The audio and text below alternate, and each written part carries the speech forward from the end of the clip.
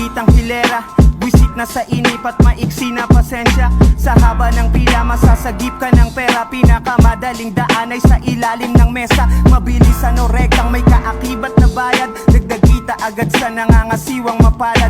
Malagong kolektahan sa patagong konektahan. Tumatakbo ang sistemang kayang gawin ang palakad. Samantalang sa ugali, pansin ko marami galit sa mandarambong, ganit sa mo salbahe. Pero pag sa atin ang pabor, handa ring manabutahe. Hipokritong sabi yan ng Pinoy madiskarte ka. Teka muna aber, aba mahusay nga tayo. Kulay pa lang ng papel, alam agad kung magkano. Ganon din ang salapi at ang patunay na kaso. Kaya na ring alamin tunay na kulay ng tao. Kaya di nakatakataka mga nagwatak-watak papunta sa kanya-kanya. Pagkat katawa-tawa kahit sa barya-barya. Pag hindi napatas ay dun pa nagtatabla-tabla. Sa nasirang kasunduan tiwalang nabuo. Mabilis ang pagrupok hanggang mabali ng tuluyan. Hatian o utang kapag naging gulo. Ultimo magkadugo, sila pa nagkakaduguan. Kung kaya kilala ang lahi natin bilang palaban. Ngunit ang tapang na gamit minsan ay labis naman. Kapayapa ang hangarin naging kabaliktaran. Banta na rin kapag sinabing pasensyahan na lang.